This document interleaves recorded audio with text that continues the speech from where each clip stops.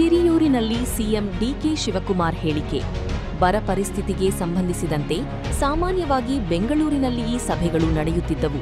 ಆದರೆ ನಾನು ಬೆಂಗಳೂರಿನಲ್ಲೇ ಮಾಡುವುದು ಬೇಡ ಎಂದು ತುಮಕೂರು, ಶಿವಮೊಗ್ಗ, ಚಿತ್ರದುರ್ಗ, ದಾವಣಗೆರೆ ಭಾಗಗಳಿಗೂ ಅನುಕೂಲವಾಗುವಂತೆ ಈ ಭಾಗದಲ್ಲಿ ಪರೀಕ್ಷೆ ಹಾಗೂ ಚರ್ಚೆ ನಡೆಸಲು ಸಭೆಯನ್ನು ಹಮ್ಮಿಕೊಂಡಿರುವುದಾಗಿ ತಿಳಿಸಿದರು.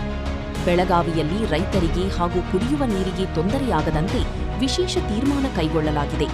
ಆಲಮಟ್ಟಿ ಹೊರತುಪಡಿಸಿ ಉಳಿದೆಡೆ ಇನ್ನೂ ಹೆಚ್ಚಿನ ಬರ ಪರಿಸ್ಥಿತಿ ಕಂಡುಬರುತ್ತಿದ್ದು, ಮುಂಜಾಗ್ರತಾ ಕ್ರಮಗಳ ಬಗ್ಗೆ ಚರ್ಚಿಸಲು ಜನಪ್ರತಿನಿಧಿಗಳು ಹಾಗೂ ಅಧಿಕಾರಿಗಳನ್ನು ಕರೆಸಲಾಗಿದೆ ಎಂದರು. ಕೆಲವು ಪ್ರಸಿದ್ಧ ಅಥವಾ ದೊಡ್ಡ ಖಾಸಗಿ ಶಾಲೆಗಳು, ಸಿಬಿಎಸ್ಇ, ಐಸಿಎಸ್ಇ ಇತ್ಯಾದಿ ಗ್ರಾಮೀಣ ಭಾಗದ ಸರ್ಕಾರಿ ಶಾಲೆಗಳನ್ನು ದತ್ತು ತೆಗೆದುಕೊಂಡು ಶಿಕ್ಷಕರ ಕೊರತೆ ನೀಗಿಸಿ ಗುಣಮಟ್ಟದ ಶಿಕ್ಷಣ ನೀಡುವಂತೆ ಮಾಡುವುದು ಸರ್ಕಾರದ ಉದ್ದೇಶವಾಗಿದೆ. ಅಲ್ಲದೆ ಸಿಎಸ್ಆರ್, ಕಾರ್ಪೊರೇಟ್ ಸೋಷಿಯಲ್ ರೆಸ್ಪಾನ್ಸಿಬಿಲಿಟಿ ನೀತಿಯಡಿ ಬಂದ 2% ಹಣವನ್ನು ಬಳಸಿಕೊಂಡು ಗ್ರಾಮೀಣ ಮಕ್ಕಳಿಗೆ ಉತ್ತಮ ಶಿಕ್ಷಣ ದೊರೆಯುವಂತೆ ಮಾಡುವ ಉದ್ದೇಶ ಹೊಂದಲಾಗಿದೆ ಎಂದು ಹೇಳಿದರು. ನೀಟ್ ಪರೀಕ್ಷಾ ಅಕ್ರಮಗಳ ವಿಚಾರವಾಗಿ ಪಾರ್ಲಿಮೆಂಟ್ನಲ್ಲಿ ಚರ್ಚೆ ನಡೆಸಿ ಮಂತ್ರಿಗಳು ರಾಜೀನಾಮೆ ನೀಡಬೇಕೆಂದು ಒತ್ತಾಯಿಸಲಾಗಿದೆ.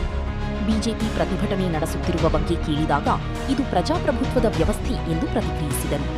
ಬಿಡದಿ ರೈತರ ಎಫ್ಐಆರ್ ವಿಚಾರ ಕುರಿತು ಸುದ್ದಿಗಾರರಿಗೂ ಪ್ರತಿಕ್ರಿಯಿಸಿ, ರೈತರು ನಮ್ಮ ಜನ, ಯಾರ ಮೇಲೂ ಒತ್ತಡ ಹೇರುವ ಅಥವಾ ತೊಂದರೆ ಕೊಡುವ ಪ್ರಶ್ನೆಯೇ ಇಲ್ಲ. ನಾವೆಲ್ಲ ಒಟ್ಟಿಗೆ ಬದುಕಬೇಕು. ಈ ಬಗ್ಗೆ ಸೂಕ್ತ ತೀರ್ಮಾನ ಕೈಗೊಳ್ಳಲಾಗುವುದು ಎಂದು ಸ್ಪಷ್ಟಪಡಿಸಿದರು. ಬೆಂಗಳೂರಿನ ನೀಟ್ ಪ್ರತಿಭಟನೆ ವೇಳೆ ಉಮಾರ್ ಖಾಲಿದ್ ಬೆಂಬಲಿಸಿ ಭಿತ್ತಿಚಿತ್ರ ಪ್ರದರ್ಶನ ವಿಚಾರ. ಪ್ರತಿಭಟನೆಯಲ್ಲಿ ಕೆಲವರು ಹಾದಿ ತಪ್ಪಿಸುವ ಕೆಲಸ ಮಾಡಿದ್ದಾರೆ. ಆದರೆ ಈ ದೇಶದ ಯುವಕರು ಬುದ್ಧಿವಂತರಾಗಿದ್ದಾರೆ. ಅವರಿಗೆ ತಕ್ಕ ಪಾಠ ಕಲಿಸುವ ಕೆಲಸವನ್ನು ಜನರು ಮಾಡುತ್ತಾರೆ ಎಂದು ಹೇಳಿದರು. ಸಚಿವ ಸಂಪುಟ ವಿಸ್ತರಣೆ ಬಗ್ಗೆ ಪ್ರತಿಕ್ರಿಯೆ.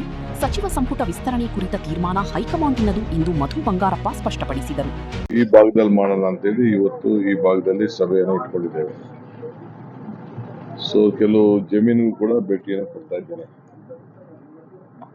ಈಗಾಗಲೇ ರೈತರಿಗೆ ಯಾವ ಕಾರಣಕ್ಕೂ ಕುಡಿಯೋ ನೀರಿಗೆ ತೊಂದರೆ ಆಗಬಾರ್ದು ಅಂತೇಳಿ ಬೆಳಗಾವಿನಲ್ಲಿ ಒಂದು ವಿಶೇಷವಾದಂತಹ ತೀರ್ಮಾನವನ್ನ ಮಾಡಿದ್ದೇವೆ.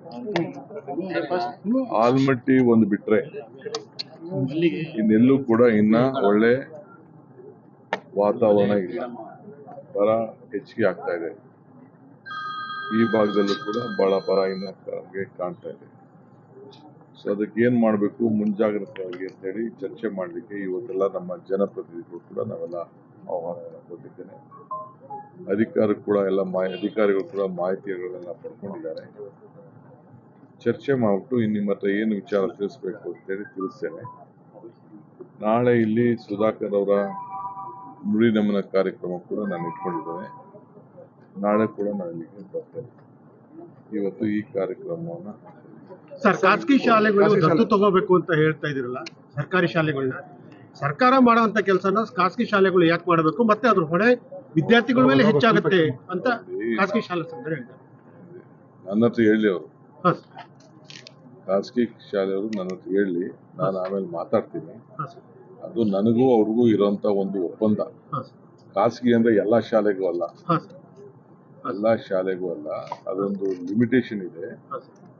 ಒಳ್ಳೊಳ್ಳೆ ಶಾಲೆಗಳು ಹಳ್ಳಿ ಗ್ರಾಮೀಣ ಪ್ರದೇಶದ ಶಾಲೆಗಳಿಗೆ ಅವ್ರ ಮಟ್ಟಕ್ಕೆ ತೆಗೆದುಕೊಂಡು ಹೋಗ್ಬೇಕು. ಸಪೋಸ್ ಯಾವುದೋ ಒಂದು ಬೆಂಗಳೂರಲ್ಲಿ ಶಾಲೆ ಇದೆ, ದೊಡ್ಡ ಶಾಲೆ, ಅನುಕೂಲವಾದ ಶಾಲೆ, ಒಳ್ಳೊಳ್ಳೆ ಫೀಸ್ ತಗೋತಾ ಇದ್ದಾರೆ.